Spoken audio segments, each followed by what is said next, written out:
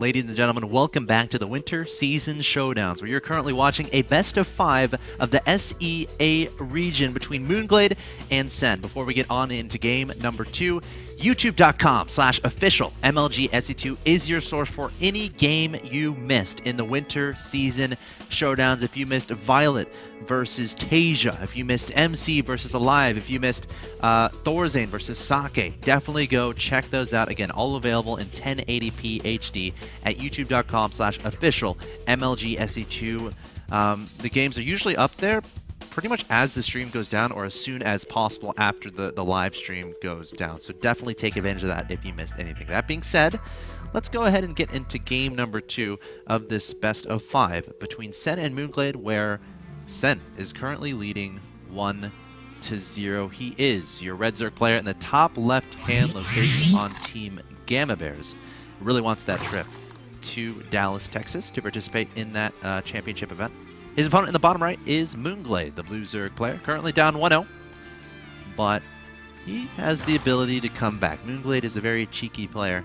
I think he has it in him. Cheeky is a good word to describe this guy. He's got all kinds of tricks, and I think what he wants to do versus Sen is, honestly, I think he wants to draw the game out as long as possible, because talking about pure macro, Sen is almost untouchable. Like, he's just a macro monster. And so, in the mid-game, just get more units than you.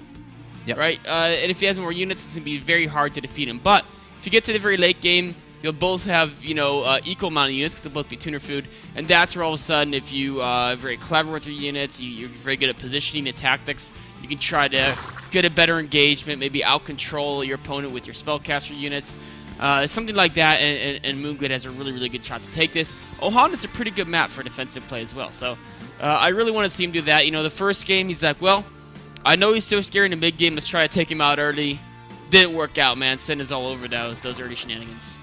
Yeah, of course, Moonglade did take a pretty big hit to his economy when he decided to go for that earlier pool play, when he decided to make all of those lings and try to hide them from Sen. But Sen taking the safe route, putting down that Baneling nest just in case something like that happened, was prepared, was able to make 2 Banelings right away when he saw the lings extending across the field, and was able to negate the damage from there. And of course, at that point, Sen was so far ahead, it's very difficult to face off against the Sen that is ahead that far and is able to just extend his advantage as time goes along. A scary Sen is one who's ahead in the game, of course. Both players going pool, then hatchery this game. An opening I really like to see your players. It's safe, but it's pretty economically focused too. Then adding in the gases, of course, you do want to get speedings, because that's what gives you the map presence, gives you the scout information, it gives you the threat that you could go attack your opponent. Of course, that threat will force them to make those defenses, the billion nests, the spine cores, etc. So looking like a very similar game from both players. Yeah. It's like they're copying each other's moves in chess. Exactly. Of course, no one got the first move. They're right. both playing simultaneously here in Heart of the Swarm. Sen, a slight difference, getting 2 Zerglings. Moonglade hasn't built any Zerglings yet, which I really like. Why not just go pure drones? Zerglings are nice to scout, but early on, as long as you know basically what they're doing, you can just say, okay, if he makes 2 Zerglings, I'll defend us with a queen, and then I don't have to, I can just be that 1 drone up. Yeah, I mean, I guess one reason would be to scout. You can try to sneak one of the Zerglings into your opponent's main base and see if they're going to, just how much gas they're actually going to end up mining. But again, Moonglade obviously not feeling pressure to do that. Of course, he can make lings, a few moments later and then have a slight advantage. We see Sen going to try to sneak inside his opponent's main base, accomplishing what I mentioned before. And he's going to spot the amount of gas that's being mined here from Moonglade. Of course, he started speed. Sometimes Zerg players will take guys out of gas or take 2 guys out of gas, but Moonglade keeping all guys in gas, and Sen is going to see that. He is. There's 1 Zerg left from that scouting party, only with 7 life though. The goal is if he can get in there and see the baiting nest timing or lair timing, roach worm time, that's really what he wants to see, specifically the lair timing. Baiting nest roach worms are usually built to help wall in the natural, but the fact that he saw no lair and he knows the amount of gas that was mined, he can then extrapolate the information that there is a baiting nest or roach worm or something going down in front of the natural. Heart of the Swarm, roaches aren't very common. Mutas play is kind of the standard because, of course, they're faster, they regenerate, and the fungal growth got a slight nerf. So But just knowing they're not going crazy fast there is a little bit of a nice boost in your information.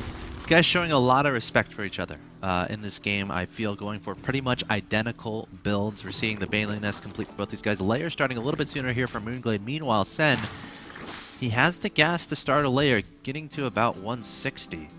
But still no layer, adding on a second gas. Yeah, Sen's just got a lot of gas. Really wants to spend all those minerals on drones now. Actually, a Roach Warren coming down. Wow. No layer. He definitely wants to be aggressive with. I don't see another reason. With 3 gases. Yeah. You know, there's 2. He might do some using all that gas to make a ton of banings and do a Roach baning timing. That's something I've seen him do before. I mean, I haven't seen him play much Heart of the Swarm, but in Wings of Liberty, to do this build. There's him and like 1 or 2 other Zergs really like this build. Losiro was one of them. Where you just try to get in there, and you know people rely on the fact, okay, if I have a Queen, a Spine Core, and like 2 Banings, I'm invincible. Because they can't run with a lot of Speedings, because my Banings will kill them. And if you're running with Banings, I have the Queen and a Spine to kill those. But what can break that defense is a significant amount of Roaches backed by Banings. That's exactly what Sen's going to do.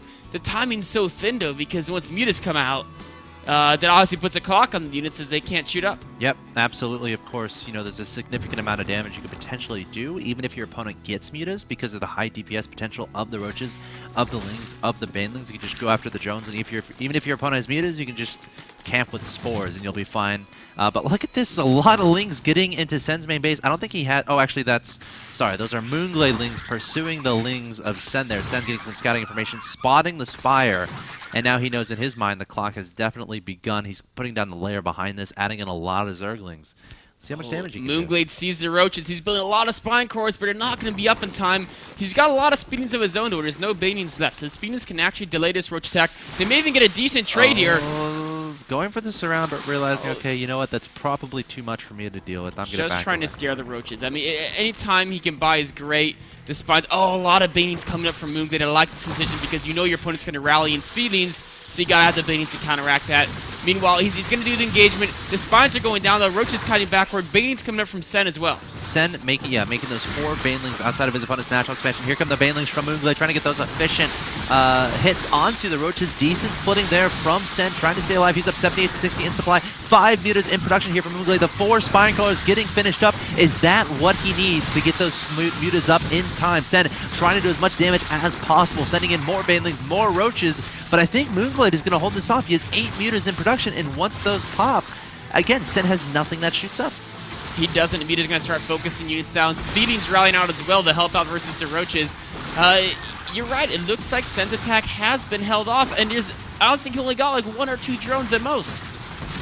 He got 1 drone. Oh, a massive my God, Baning that explosion. If there was just 1 more Baning, all those drones would have died. As it is, though, red drones still mine just as well as green ones. And the Mutas are countering. What does Sen have to defend? He's just now building Spores. He's got a couple Queens. He's going to try to put on counter-aggression with Speedings to make sure the Mutas stay on the defensive. I mean, it's catch-up time for Sen, and I don't mean hot dogs. He's a little bit behind here. He wasn't able to get damage done with that push. He sacrificed a lot of his economy to do that, and his opponent has Mutas on the field, which he has to try to defend. They're going to go straight for the 3rd base. It would seem maybe target down the Spore, target down the Queen, but Sen still going to try to be annoying with this counterattack with these Speedlings, but behind this, Moonglade adding on those Banelings, instrumental in defending that aggression. Moonglade's using, he's got the Banings for defense. He may take some damage at his 3rd, though, as there's Speedings from the hatchery. There's nothing there to defend that. Moonglade's, he's sending the Speedings and Banings. Meanwhile, the 3rd of Sen is being focused down by the Mutas. It is going to go down, but will Sen equalize by killing Moonglade's 3rd.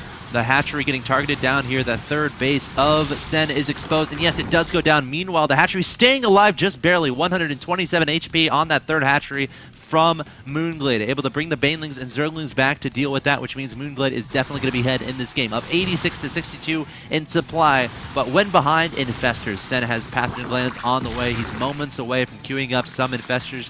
Of course, very nice in dealing with Mutas, but Moonglade, he's going to stick with the Muta production, which means Sen might have a way back here. If he can get a magical fungal growth, that would be one big step into getting back into this game. That's exactly what he needs to do. Oh yeah, exactly what Moonglade needs to do. Make sure that there were infestors they couldn't pick off all of the mutas. One thing you can do in Heart of the Swarm is you can do things like send in a mutas and pick off a drone or two, because the damage that gets put out on them will be regenerated much faster than it would in Wings of Liberty. You can trade away muta life for damage, as that life will regenerate. What Moonglade wants to do is wants to keep on pressure and then drone up his third, take an economic advantage. Of course, Sender is going to try to reestablish his own third. All right, Sen has 3 queens here at the natural. The infestors just now popping up, and now we have to be ever watchful of the mutas getting fungled, taking down a Spore, taking down an Overlord there at a third. Sen, is he going to try to push out and catch Moonglade off guard? Not just yet. Doesn't want to reveal the infestors just yet. But Moonglade's going to be happy right now. He's adding on 12 drones in that production tab. He still has that third up. Of course, it's decently vulnerable. And I wouldn't be surprised if Sen tried to do some sort of timing attack to potentially kill that third base, adding in a lot of queens here. And I feel like the instrumental thing here is, okay, can I do an attack? But while I do this attack, can I defend against a counterattack from a bunch of potential mutas from Moonglade? He's got some Spore Cores. I mean, I almost feel he just...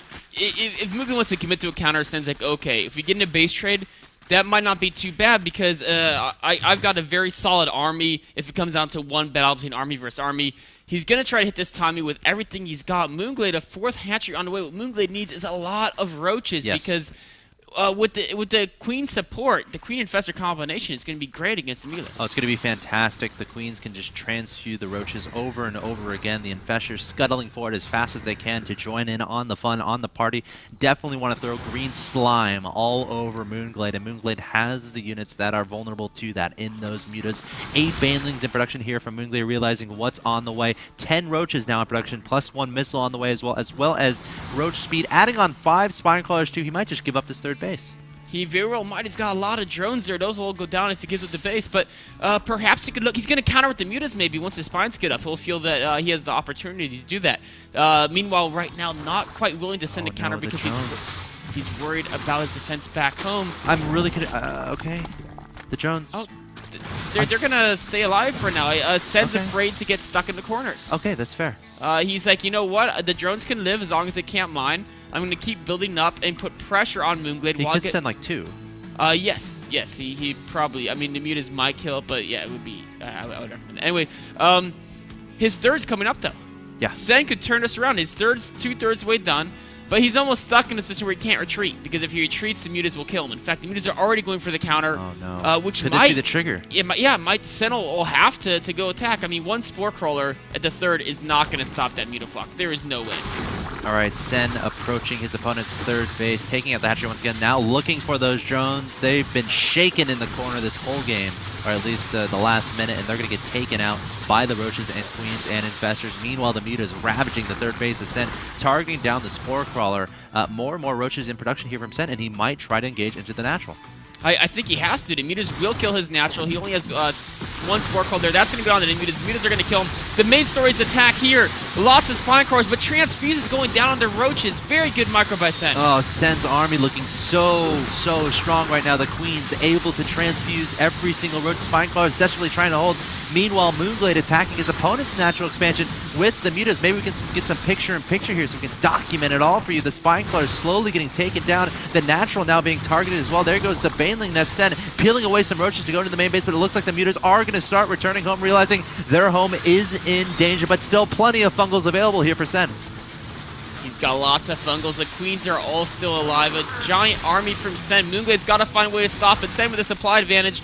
Moonglade's got to micro the heart out with his mutas. If he can split them up, pick off the infestors, he does have enough mutas to handle the queens. There we go. He's trying to. The mutas getting split up, but they are going to naturally converge. Fungals being thrown out there, but brilliant splitting here from Moonglade, dodging pretty much every single fungal queens, trying to do the damage. An essential magic box here from Moonglade. He's down in supply, but he does have the superior mutas. Once he takes care of the queens and the infestors, there's nothing to stop them from taking care of the roaches, but the layer getting targeted down. Moonglade has enough money to build a hatchery, but doesn't want to lose the layer. There it goes. Sen, great target fire, but all of his roaches are about to fall. Sen's going to lose his army, but Moonglade can't mine at all. On the other hand, Sen, he's only mining a little bit from his main, but he's building up a nice infestor army back at home.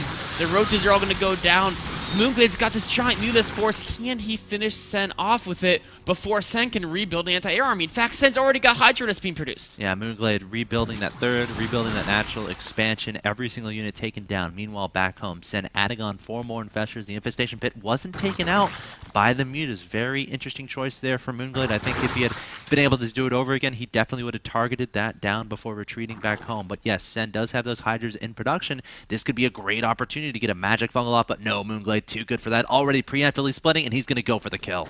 Oh, 4 infestors. The fungals miss. He didn't lead the Mutas enough. All the infestors going down very quickly. One good fungal hits into Spore Crawler is going to get some kills, but meanwhile, there's too many Mutas. Retreating to another Spore Crawler. Well, the micro is really intense here, but now the drone line's under fire. These Mutas are so important here for Moonglade. That's why he's being so cautious, so careful with them. One fungal, and he loses all that supply. He's not up by much in that supply count, 41 to 34. And now the Hydras are in on the action. The Mutas might be, okay, they might get trapped if they're not careful. I'm a little bit surprised Sen hasn't tried to rebuild an infestor here. Sen's really hard pressed to make money. His drone count is so small. In fact, Moonglade now has the economic advantage, having rebuilt 2 different hatcheries. Well, actually, Moonglade has a lot of drones just kind of sitting as natural, not working too much. A little bit of a lazy crew there at the very bottom of the map. Oh, I'm looking. Oh, there. There they are. So there, once he gets those guys working, he will get the economic advantage. Mutas are flying around the middle, unsure of when to engage. What he was doing here is he's actually just regenerating all that damage. He had so many Mutas that were like partially damaged from the Spore Cores and Infestors.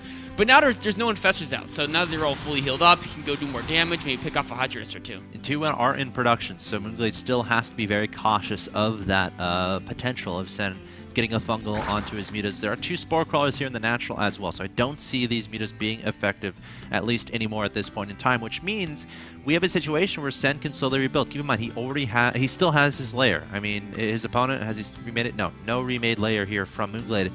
Moonglade has what? A Spire still. Spawning Pool's about to die. He's got to drop creep so his Spawning Pool doesn't die. Use one of those overwords to keep it alive, because what he wants to do, he wants to make speeding and baiting now. The Mutas are in the middle trying to deny Sen's attack, but I think Sen has to attack very soon, because what's going to happen, yes, Sen kept his main alive, Moonglade did it, but Moonglade has a 2nd and a 3rd base. Yes. Sen's main, there's no minerals left there, which means Sen's going to be mining off 1 base economy, while Moonglade is on 2 base economy, and of course that's going to produce twice as many units. Sure.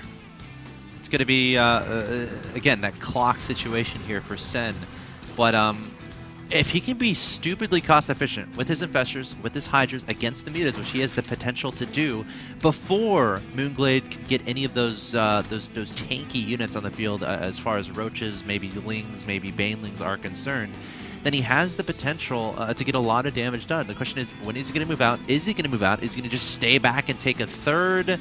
Is he just going to focus on drones? It remains to be seen right now, but Moonglade adding on more and more drones to that composition, could be rebuilding that spawning pool that has since died. Sen's been building nothing but units for the last minute. He's still only on 18 drones, so he's definitely looking to do a timing, perhaps waiting for a few more Infestors. What's going to be key here is the Banings. He's got enough of a Hydra count that in a straight-on fight, I think he can deal with the Mutas.